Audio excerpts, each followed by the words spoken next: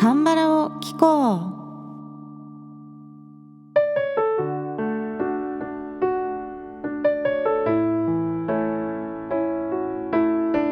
皆さんこんにちは。アンニョンハセヨ、風花です。さて今回のトーク会では私の大好きなマッコリの世界を紹介していこうと思います。まずね、冒頭はリスナーさんからのメッセージ紹介をしていきたいと思います。ラジオネームオクラさんからいただきました。カンバラを聞こうエピソード67、月刊ユン・ジョンシン先生を語る。68、昔のあの日を聞きました。ユン・ジョンシン氏は一番好きな韓国の歌手なので取り上げてくださって嬉しいです。しかも取り上げてくださった昔のあの日は私が韓国語で歌える数少ない歌の一つだったので、こんなこともあるのかと大変に驚きました。風花さんの歌い方は最近のバージョンですね、ということでさすがです。おっしゃる通り、最近のユン・ジョンシン先生の歌い方を参考にね、私は練習しました。私がユン・ジョンシン先生の音楽を聴き始めたのは2010年以降なんですね。で、私は番組聞いてくださったらわかると思うんですけど、すごくオタク気質なんですよ。で、一度いいなって思うとそのアーティストの歴史とか音楽観を深く知りたくなって聞き込んでいくんですね。そしてユン・ジョンシン先生も90年代の音源まで遡ってもうほとんど聞いてるんですけれども、やっぱりリアルタイムに聞いているのがここ10年ということで、個人的にはね、最近の歌い方の方が馴染みがあるんですね。そして昔のあの日もいくつかのセルフカバーのバージョンがあって、それぞれね、年代ごとに歌い方が変化していくっていうのも魅力的ですよね。で、こちらの曲、カラオケ音源をね、順に作っていってまた YouTube にアップしますので、原曲キーも作りますんでね、オクラさんぜひ私の音源でも歌ってみてください。そしてメッセージの後半部分に行きますね。昔ノンストップ4というシットコムに出演されていたのを見たのが初見で、私は最初のうちこの方をお笑いの人だと勘違いしていました。このドラマの OST にあたるウリガイッチャナはユン・ジョンシンの隠れた名作だと思っています。本当にいい歌詞を書く方ですよね。私はあまり韓国語に堪能ではないので、また機会があればぜひ取り上げて解説してください。道とか休日とかもっと知られていい歌手だと思います。ありがとうございました。ということでメッセージありがとうございます。いや、そうだったんですね。まさかのドラマ出演が最初にユン・ジョンシン先生をご覧になったきっかけだったということですね。挙げていただいているシットコムっていうのは1話完結型のドラマみたいな感じのね、構成のものですよね。日本でいうとサザエさんみたいな感じなのかなと思うんですけれども、一番近いのは多分アメリカのフルハウスっていうドラマがありましたよね。この家族の物語をテーマにしてるドラマでしたけれども、これがねシットコムでしたね。それが一番イメージしやすいかもしれないです。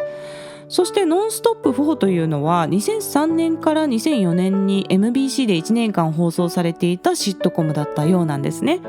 で、私は拝見していなかったんですが YouTube で検索してみたらいくつか映像を見ることができました。音楽学校を舞台に生徒がバンドとしてそれぞれね成長していくっていう様子が描かれているストーリーで、ユン・ジョンシン先生はこのドラマで教授の役だったんですね。キョスニンって呼ばれてました。で、怒る時にねエドラーとか言って君たちみたいな感じで言うんですけど、このラーがねめちゃくちゃいい発声でしたね。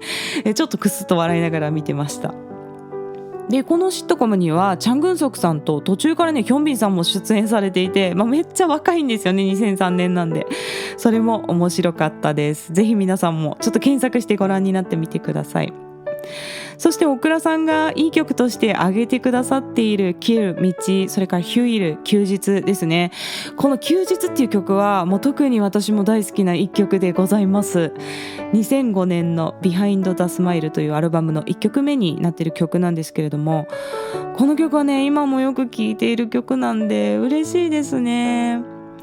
私も番組を始める時にきっとね韓国バラード好きな人は日本にも一定数いるだろうなと思っていたんですけれども、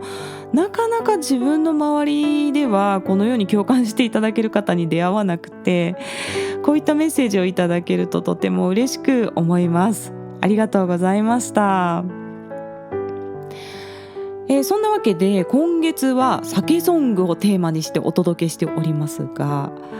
歌の中でね出てくるお酒っていうのは大抵焼酎ですよね。ソジュハンジャンっていうね曲をカバーしましたけども、焼酎を一杯流し込んでみたいな歌詞がよく出てくるんですけれども、今回私が紹介したいのはマッコリなんですね。今は日本でも生マッコリといって、これ韓国語ではセンマッコリと言います。センマッコリがね飲めるお店が増えてまいりましたけれども、私が初めて韓国に旅行に行った15年くらい前っていうのは、日本で生マッコリってねなかなかなかったんですよね。生マッコリっていうのは加熱していない菌が生きている状態のマッコリのことで、瓶の中でもなお発酵が続いている状態なんですね。なので必ず冷蔵保存が必要で、また賞味期限も短かったり味も日々変化していくという特徴があります。発酵の過程でガスが発生するんですよね。マッコリってちょっとシュワシュワすることがあると思うんですけれども、そのせいでっていうか、そのガスを逃がすためにですね、昔は瓶の口も完全に閉まってないっていうものも多かったんですよ。なので傾けるとマッコリが漏れてきちゃうので、韓国で買っても日本に持って帰れなかったんですよね。で最近はガスに耐える硬いペットボトルっていうのが開発されたので、密閉されてる製品が多くなって、日本でも韓国の生マッコリを扱うっていうお店が増えてきたという現状があります。日本のお酒コーナーで常温のマッコリが売っているのをねご覧になった方いらっしゃると思いますけど、常温のマッコリは加熱処理をした後にですね、酸味と少し炭酸を加えて味を整えて作ってるものなんですね。なので中の乳酸菌とか麹菌っていうのはもう死んじゃってる状態なんですよ。で生マッコリはそれが生きてるっていうことで、この冷蔵されてるか冷蔵されてないかっていうことで生マッコリなのかそうじゃないのかっていうことを見分けることができます。私は韓国に旅行に行くまではマッコリってねほとんど飲んだことがなかったんですよ。で初めて韓国に行ったのが大学生の時で、家族旅行でね韓国に行ったんで、まだそもそもね大学生ですからお酒もそんなに本格的には飲んでなかったんですよね。しかも最初に行ったソウル旅行が真冬だったんですよ。もうこの時点でねちょっと分かってないですよね。ソウルの冬はめちゃくちゃ寒いんですよ。でも私は大学生の時に北海道に住んでたので、寒さのね耐性というか寒さに耐えれる自信があってですね、いやこっちはもうほぼロシアに住んでるんだぞみたいな、ソウルの寒さぐらい全然いけるだろうと思って行ったんですね。でも実際に行ってみたらめちゃくちゃ寒かったんですよ。ちょっとね寒さの質が違うというか、同じ気温でも北海道より乾燥してて風があるんで、体感温度的には多分ねソウルの方が寒かったと思うんですよね。そしてソウルのインサドンっていう、伝統的なねハノク作り、缶屋作りのお店が並んでるところですけれども、ここを歩きながらもうあまりに寒くて、たまたま見つけた鍋料理のお店にもう寒さから避難するっていう目的で入ったんですね。で何の料理かよく分かってなかったんですけれども、そこがメウンタンっていう辛い寒天鍋を出すお店だったんですよ。で最初は何かも分からず食べてたんですけど、とにかく冷え切った体にもう辛くて熱い海鮮だしがね染み渡ってきて、すごく美味しかったんですけど、ずっと食べてたらねちょっと日本人の口には辛くなってきて、その辛さを中和する目的でマッコリを頼んでみたんですよ。でもう15年ぐらい前ですから、当時まだ物価も安くて、確かねマッコリが3000ウォンだったと思うんです。お店での価格で3000ウォンです。つまり日本円にすると300円ぐらいということですね。で一瓶丸ごと出てきて300円ですから、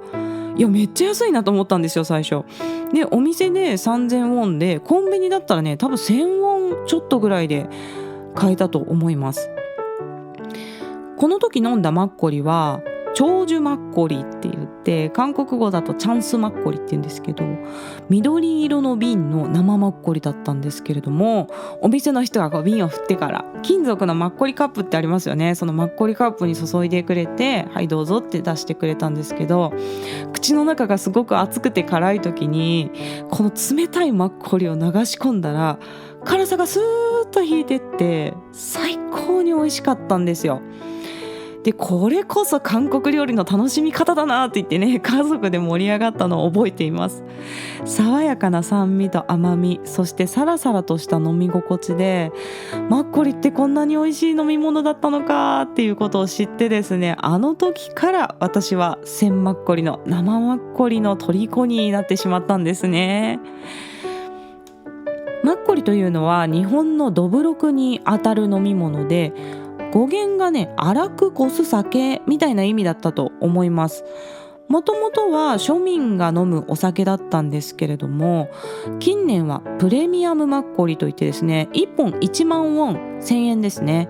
を超えてくるような高級路線のマッコリというのも複数出てきて、若者が飲むおしゃれな飲み物みたいなのに変化しつつあります。1000ウォン台のマッコリもあることから考えると、1万ウォンって言ったら10倍なんで、確かに高いっていう印象になるのもわかるんですが、プレミアムマッコリってね、量も多いんですね。だいたい日本酒でいう4合瓶720ミリリットルぐらいのサイズのことが多いように思います。もしくはそれ以上ぐらいあることも多いんですね。でアルコール度数はだいたい 6% から 10% ぐらいのことが多いと思うんですけれども、ビールよりはアルコール度数高くて、日本酒よりは低いっていう感じですね。で私の感覚だと、美味しいお酒が1瓶1000円台っていうとなんか高くは感じないんですよ。正直日本酒でもそれぐらいはしますし、ワインの価格帯って言ったらもう1000円台からスタートみたいな感じじゃないですか。もうそこから何万円とかになるものもあるので、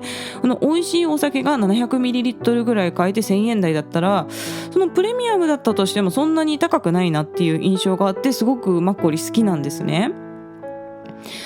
でソウルやプサンには韓国各地のいろんなマッコリを扱って、それに合うお料理を提供してくれるマッコリバーというのがあってですね、韓国に行ったら必ずどこかに訪れています。でマッコリバーに行くと、金属のカップじゃなくてワイングラスですとか陶器のお椀でマッコリを提供してくれるお店もあるんですね。またマッコリごとに器を変えてサーブしてくれるようなお店もあります。マッコリも日本酒のように醸造所によって酸味や甘み、香り、それから濃度などですね、それぞれ違いがあってすごく面白いです。でこのあたりもマニアックトークをしていくともう止まらなくなっちゃうんですけれども、今回は最後にきっとね、みんな美味しいだろうなって思うだろうプレミアムマッコリ、個人的には外さない2本、これをね厳選して紹介したいと思います。これからマッコリの世界に触れてみたいという方は、この2本を入り口にしていただくとお楽しみいただけるかと思います。では早速、まず1本目はね、ヘチャンマッコリというマッコリです。このマッコリは韓国の西南に位置するヘナン、海の南って書くんですけど、ヘナン市というところで作られているマッコリです。ヘチャンのヘが海、チャンはチャンゴ、倉庫の倉ですねっていう意味で、海辺の倉庫で醸造しているマッコリという意味が込められているそうです。そしてこの情報はプサンのマッコリバーの方に教えていただきました。ヘチャンマッコリはアルコール度数が6度、9度、12度と展開していて、小売りされているのは9度と12度です。百貨店のマッコリコーナーで売っていたりとか、あとマッコリバーに行くと大抵扱いがありますね。とっても人気のマッコリです。価格は9度が8000ウォン、12度が1万2000ウォンで各 900ml 入ってます。で私は9度12度どちらも飲んだことがあって、どちらもとっても美味しいんですが、お酒が強い方はぜひ12度の方をおすすめします。お米の柔らかな香りとメロンや梨を思わせるような果物の甘さ、それからね、濃度も程よい濃度なんですね。サラサラしてるわけじゃないんですけれども、重すぎなくて飲み疲れない程よい濃度をしています。本当にマッコリの美味しさの中心部分を抜き出したような味わいだと思うんですよね。でこのマッコリは本当に美味しいので、ぜひマッコリの入り口にこういうのが千マッコリかって思っていただくのにとってもいいと思います。そして2本目はですね、ボクスンドカというマッコリです。これはシャンパンマッコリと言われている炭酸が強めのマッコリなんですね。韓国の南東部の町ウルサンというところで作られています。そしてこのマッコリ本当にとにかく美味しいです。ちょっと語彙力がないんですけど美味しいんですよ。で甘み、香り、酸味、それから爽やかな炭酸ですね。アルコール度数も 6.5% なんで、これ本当にいくらでもいけてしまいます。さらさら飲めちゃうんですよね。で私はこれよく冷やして飲むのがおすすめです。シャンパンクーラーって言って凍らせるクーラーですね。瓶にこうかぶせるアイスのみたいなやつがあるんですけど、あれをつけながらすっごく冷やして飲むと美味しいです。価格は韓国だと1万2000ウォンぐらいで買えるみたいですね。でこれは 935ml 入りということで結構大きい瓶です。私はこのマッコリが大好きで、ウルサンの醸造所まですでに3回行ったことがあります。ウルサンってプサンから KTX っていう韓国の新幹線ですね、これに乗ると20分ぐらいで確か着くので、プサンに行った時にはついでにウルサンまで足を伸ばしてこの醸造所に行っていました。醸造所に行くと前日に完成した作りたてのマッコリが飲めるんですよ。これが超フレッシュで、お米の香りがふわーっとして、もう炊いたご飯みたいな香りがするんですよね。そして甘くてすっごく美味しいんですよね。時間が経って発酵が進んでくるとだんだん酸味が出てきて味が変化してきてですね、それはそれで美味しいんですけれども、